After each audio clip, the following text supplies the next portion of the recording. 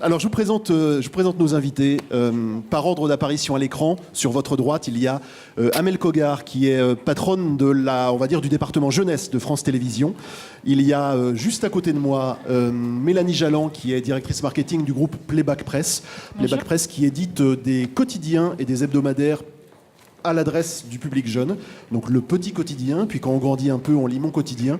Ensuite, on lit l'actu, ensuite on lit l'écho, et on lit même certains de ses titres en anglais. Et on parlera aussi de l'offre en numérique de ce groupe Playback Press. Et puis au milieu, bien entouré, il y a Bruno Laforesterie, qui est ici à Radio France, le patron de Move, qui est la radio jeune, on peut dire, de Move. Alors le mot jeune, j'ai commencé par le prononcer, mais je pense que tous les trois ne s'adressent pas tout à fait à la même jeunesse. Alors, Amel, prenez un micro. Quelle est la jeunesse du secteur jeunesse de France Télévisions ? En tranche d'âge, rapidement. Bonjour à tous. Alors, sur France Télévisions, on a choisi de segmenter, justement, pour proposer des offres à chaque fois qui sont vraiment adaptées aux besoins. Donc, on a différentes tranches d'âge, des 3-6, des 6-12. Ça, c'est pour la partie divertissement. Et sur l'éducation, de 3 à 18 ans, donc les enfants qui sont scolarisés jusqu'au lycée, avec des entrées par niveau scolaire. Mélanie, la jeunesse de Playback Press et de ses titres. Bonjour à tous. Donc, nous, on a 3 quotidiens pour enfants, segmentés aussi. Les 6-10 ans, le petit quotidien, Mon Quotidien, les 10-13 ans et l'actu, les 13-18 ans. Donc, c'est tous les jours le journal d'actualité. Et pour les 15-20 ans, on a un hebdo d'économie. Et ensuite, on a des titres en anglais pour les 6-13 ans. Et pour les 10-20 ans, on a des titres en espagnol, en anglais et en allemand. Alors quand on dit des titres, c'est du papier, et on va en parler dans une seconde. Bruno Laforesterie, les jeunes de Move. Alors, donc déjà, les jeunes de Move sont les jeunes aussi de Radio France. Radio France, c'est cette radio dont la moyenne d'âge, pour la plupart, est au-dessus de 50, voire 55 ans. Donc Move, aujourd'hui, la moyenne d'âge des auditeurs est de 26 ans. Ça en fait le média audiovisuel, radio comme télé, le plus jeune de France. Et donc, on est sur un public de 13-30 ans. Alors, quelques chiffres pour planter un peu le décor, quelques chiffres sur la jeunesse. 100% des plus de 17 ans sont des internautes qui privilégient les usages les plus récents, qui téléchargent ou qui écoutent de la musique en streaming, qui regardent des films et des séries en streaming.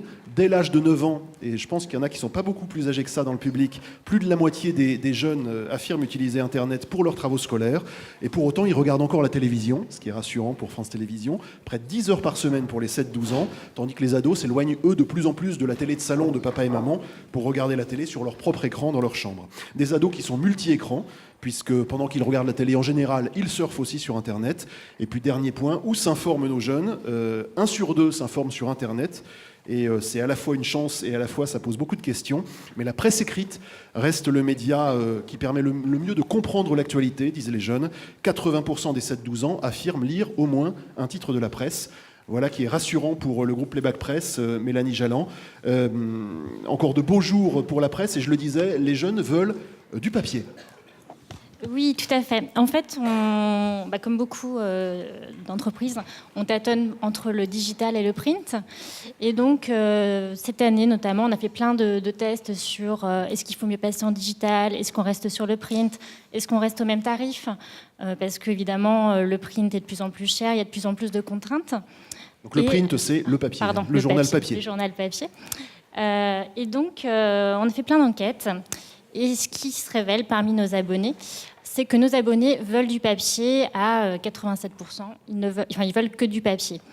Il y a un rapport affectif, charnel alors, il y a le rapport papier. affectif, il y a le rapport de partage en famille, puisque le journal, en général, est lu par les enfants, par les parents. C'est un outil de communication pour la famille.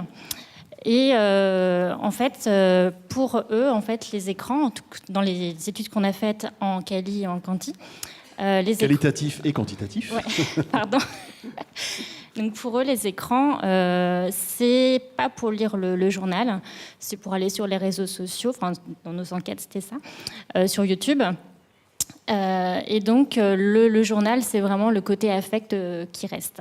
Et donc ils sont même prêts à payer plus cher l'abonnement au journal papier plutôt que de passer sur le digital en application ou en site. Un journal papier auquel s'abonnent beaucoup d'établissements scolaires.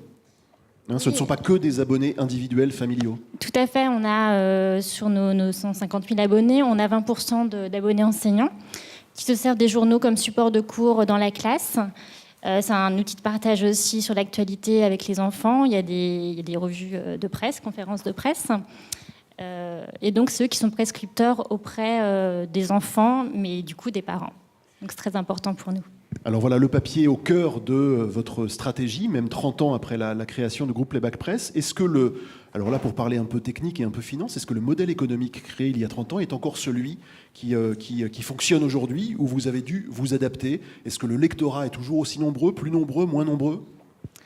Alors, en effet, on a dû. Le lectorat est un peu moins nombreux, puisqu'on est dans la presse. Donc, la presse souffre depuis plusieurs années. La presse jeunesse n'a pas souffert en même temps que la presse adulte, mais commence à souffrir aussi. Donc, oui, on est obligé de s'adapter. Donc, pour ça, on est allé vers le digital, la création de vidéos, de JT. Et donc, si aujourd'hui on devait lancer Playback Press, on se posait justement la question, peut-être qu'on se tromperait, parce qu'on penserait qu'il faudrait justement lancer Playback Press uniquement en digital. Et on voit avec toutes nos enquêtes qu'il faut rester en papier. Donc l'objectif est de rester quand même principalement papier, mais en étant présent sur les projets digitaux. Vous fabriquez aussi, le fait d'avoir le papier au cœur de votre stratégie ne vous empêche pas de quand même d'investir les nouveaux modes de diffusion. Vous fabriquez des images, des vidéos, vous fabriquez notamment un JT quotidien que vous proposez à la plateforme France TV Éduc, c'est ce qui vous réunit aussi sur ce plateau, et vous mettez aussi en ligne quotidiennement des vidéos pour vous abonner. Alors on va en regarder une, et puis on en discute juste après. How did animals help soldiers during the First World War? During the First World War, dogs helped the war efforts in many ways. Dogs would help find the wounded on the battlefield. They would detect and attack the enemy. Some dogs used to deliver letters and were trained to carry messages. It is true that the telephone existed at this time, but in the trenches it didn't work very well at all. Some of the soldiers attached messages to pigeons' feet, but this meant taking a risk as the enemy would do everything to intervene. At the time, cars were rare.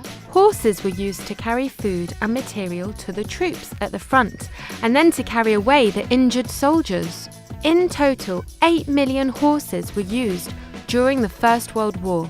Some animals had more pleasant experiences. They were used as mascots in the trenches.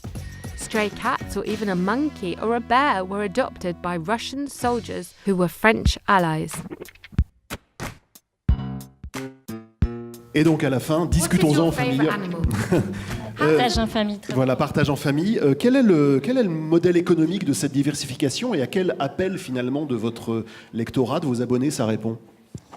Alors, à nos enseignants déjà, puisque en fait on offre l'abonnement à Mon Quotidien vidéo ou l'actu vidéo gratuitement avec leur abonnement papier, et la plupart s'en servent en cours.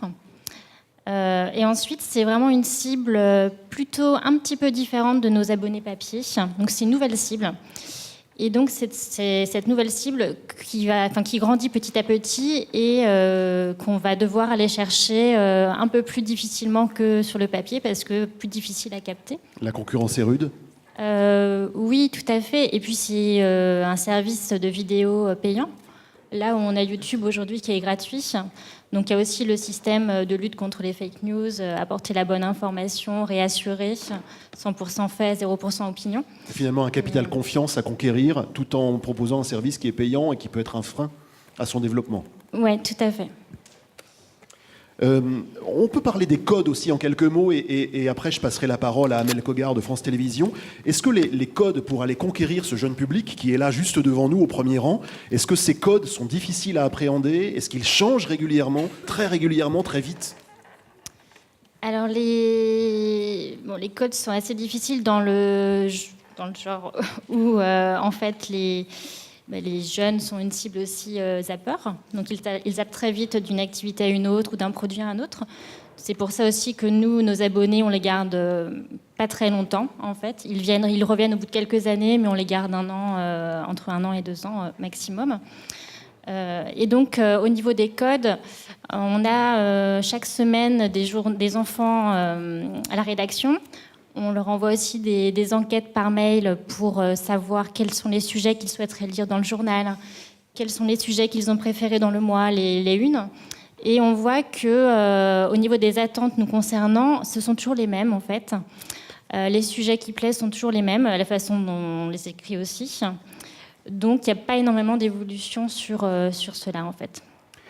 Amel Cogar, cette difficulté à appréhender les codes de la jeunesse et des jeunesses auxquelles vous vous adressez, c'est quelque chose que vous ressentez aussi à France Télévisions, c'est-à-dire qu'on n'est plus dans le dessin animé diffusé à la fin de la journée d'école, on est vraiment sur des nouveaux concepts, des nouveaux produits, des choses à inventer, réinventer sans cesse. Absolument. C'est d'autant plus compliqué qu'on s'adresse à une cible qui comprend en fait en vrai plusieurs cibles. On ne s'adresse pas de la même façon à un enfant de 3 ans, de 6 ans, de 12 et encore à lycéen.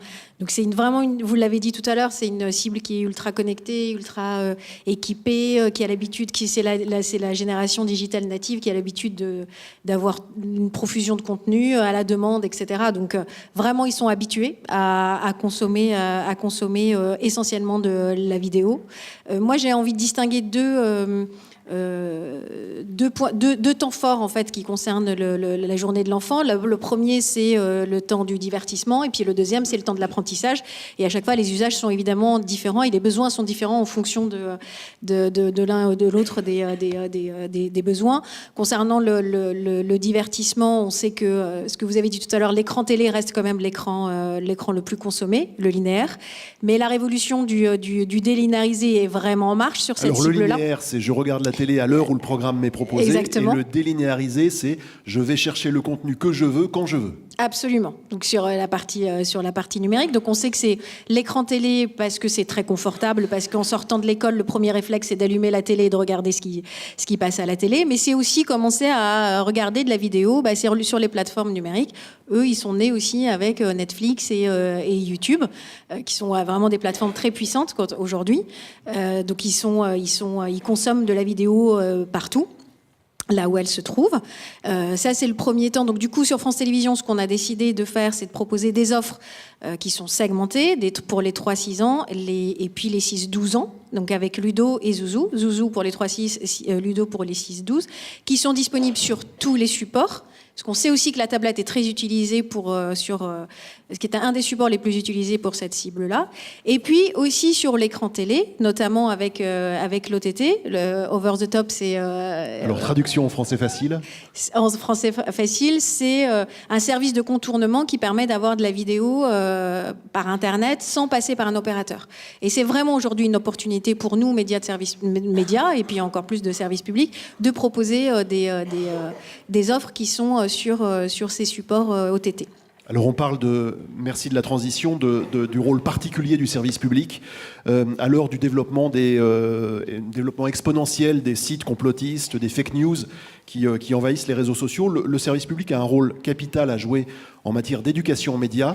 Un petit film, juste un petit teaser, et puis on en parle juste après. Théorie du complot, fake news, désinformation. Il n'est pas toujours évident de distinguer le vrai du faux, l'info de l'intox, que ce soit à la télé, à la radio, dans les journaux ou sur Internet. Quels outils pour s'y retrouver au milieu de tout ça? On recommence ou pas du coup? Exécute derrière. Journalistes, Vidéastes digitaux. nous avons décidé de participer ensemble à une série de vidéos de décollage de vidéos de décodage de l'information et des médias. Quel est notre rapport aux images? Quelles sont nos habitudes sur les réseaux sociaux? Comment rester critique face aux messages auxquels nous sommes confrontés tous les jours? Bref, tout un programme. Allez, on compte sur vous pour partager ce teaser et on espère vraiment que cette série vous plaira et vous intéressera. Vous devriez prendre les blagues dans le trailer. Des vidéos de décodage, on n'empêche pas de faire des vidéos de déconnage. Voilà. Qu'est-ce que c'est alors la collab de l'info, Amel Cogar? Alors ça, on est dans le deuxième temps, du coup le temps de l'apprentissage, parce que là, effectivement, nous, notre ambition de service public, c'est de produire le meilleur des programmes éducatifs, en ce qui me concerne, et puis de les rendre accessibles au plus grand nombre. Donc sur nos plateformes, évidemment, sur les plateformes notamment France TV Éducation, et puis sur les réseaux sociaux, parce qu'on sait que c'est là où aussi sont ce jeune public qu'on a envie de toucher.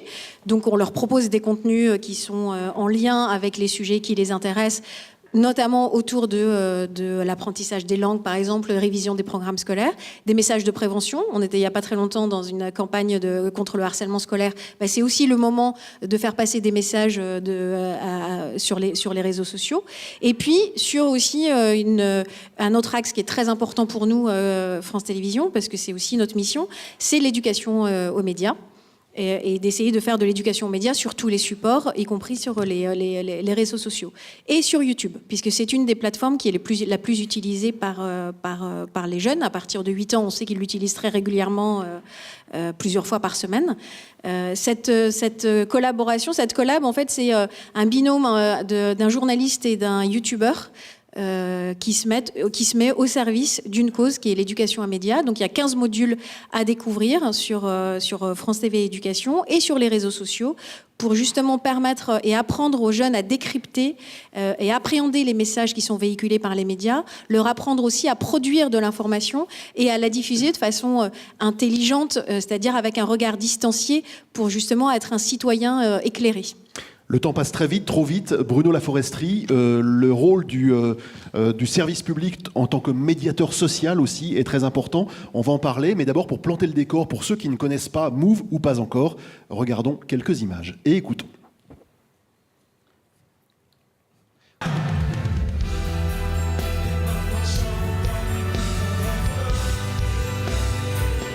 DJ First Mike. Faites du bruit pour mon gars Rémi. Commencez dans le pex. Alors on va laisser les images défiler derrière nous, Bruno, et puis ça va nous permettre de présenter Move tout en continuant à dérouler notre sujet puisqu'il nous reste 3 minutes. Est-ce que la radio, ça reste, parce qu'on se pose souvent la question, est-ce que ça reste un média d'aujourd'hui pour la jeunesse d'aujourd'hui ? Alors la radio, c'est du son, et le son est un média d'avenir. Les jeunes d'aujourd'hui écoutent du son toute la journée. Ils sont souvent branchés, on voit bien, sur leurs écouteurs, donc ça fait partie de leur vie. Donc le son est un média à part entière et d'avenir, évidemment. Ensuite, la radio, quelques chiffres, c'est encore 65 à 70% des jeunes qui écoutent la radio tous les jours. Ensuite, ils l'écoutent de manière différente, évidemment, encore à heure fixe, mais de plus en plus aussi en réécoute, en podcast, etc. Donc évidemment, nous, notre enjeu, c'est de faire en sorte que la radio reste dans l'environnement du public jeune qu'on touche, qui a entre 13 et 25 ans, et évidemment un peu plus âgé. Mais une fois qu'on a dit ça, ça ne veut pas dire qu'on s'arrête ici et que si on devait créer un média d'aujourd'hui, on ferait exactement la même chose. Mais par contre, je rejoins ce que disait ma voisine, ça serait une erreur de ne pas faire de radio. Parce que ça reste extrêmement puissant. Quand on a quelques centaines, 400, 500 000, 600 000 auditeurs par jour qui vous écoutent 20, 30 minutes avant de faire cette audience sur un site internet, il faut le faire. Et quand on ramène à l'audience quotidienne, aujourd'hui, le média radio est extrêmement puissant. Les marques des radios sont parmi, avec celles des Snapchat, YouTube, les plus connues de notre cible. Donc effectivement, aujourd'hui, c'est un média d'avenir. Maintenant, c'est pas parce que on a dit ça qu'on ne fait pas ce qu'on doit faire, c'est-à-dire de faire en sorte d'être là.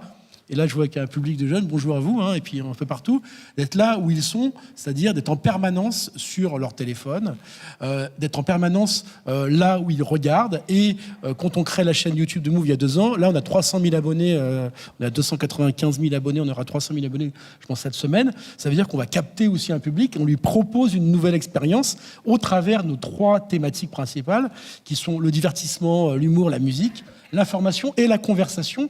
Et j'insiste sur le fait que le média a toujours été un média de conversation, les libres antennes, et qu'aujourd'hui, maintenant, la conversation, on l'a fait avec vous, grâce à Snapchat. On a créé une émission qui s'appelle Snap & Mix, et l'ensemble de l'échange avec la radio se fait via Snapchat. Donc on s'adapte aussi aux nouveaux supports, mais l'enjeu numéro 1, c'est les contenus et la manière dont on arrive à découper et à capter cette audience sur les nouveaux supports. Un mot pour terminer, mais vraiment très rapidement, et c'est un mot qui va vous réunir, Amel Kogar et Bruno Laforesterie. Ce qui est important aussi, c'est d'aller à la rencontre de ce public-là, d'aller à la confrontation positive. Amel, pour les thématiques fortes, puisque vous poursuivez la diffusion de fiction par du débat avec le public, et puis Bruno, avec un certain nombre de rendez-vous qui sont tournés, enregistrés, diffusés en direct, produits en direct, notamment dans des établissements scolaires, à la rencontre de votre public. Tout à fait. Alors, C'est vrai que... Oui, vas-y. En 2 mots, c'est effectivement indispensable. Nous, effectivement, France Télévisions est un média. Notre boulot, c'est de produire des contenus, mais c'est aussi aller à la rencontre de ce public, notamment le jeune public, en ce qui me concerne, et de lui donner la parole, et de susciter le débat et d'échanger, notamment avec des journalistes. La semaine prochaine, à France Télévisions, il va y avoir la semaine de l'éducation, donc du 26 au 30 novembre prochain, où on va accueillir plus de 1300 élèves avec les enseignants pour échanger sur des sujets autour de l'actualité, de l'info et des fictions, et notamment les discriminations, et comment les fictions peuvent lutter contre les discriminations. Ça s'annonce, on a énormément d'inscrits, donc on est ravis, et ça va être vraiment un moment d'échange très précieux. Dernier succès, dernier carton là-dessus, ça a été une fiction sur l'homophobie. Oui, avec Baiser caché, qui a été diffusé sur France 2 et sur France 4. On a fait plusieurs masterclass, et je sais que c'est encore indispensable de poursuivre cette démarche et d'aller à la rencontre de ce public pour expliquer et donner la parole. Bruno ? Et évidemment, on parle de digital, de linéaire, mais l'enjeu de se rencontrer, de se parler est essentiel. Évidemment, à Radio France, vous avez la chance d'être à la Maison de la Radio. C'est plusieurs dizaines de milliers de personnes qui sont venues voir les spectacles Move. Il y avait Hip Hop Symphonique le 31 octobre. Et donc, on est à la rencontre sur la musique de notre public. Et nous, chaque mois, on passe 2 jours dans un lycée, dans des très gros lycées, en banlieue ou en région. Et on fait 3 émissions, des ateliers, et on y passe 24 heures avec les élèves. Et à chaque fois, on rencontre un millier d'élèves. Et c'est pour nous important. On a fait 12 lycées en 18 mois, et on continue chaque mois. Et c'est la base de notre mission aujourd'hui même, je dirais. Merci beaucoup. Je vois que Jérôme s'impatiente, donc on va lui laisser la place. Merci à Amel Cogar de France Télévisions, à Mélanie Janot de Playback Presse et à Bruno Laforesti de Move. Et passez une belle journée à Radio France.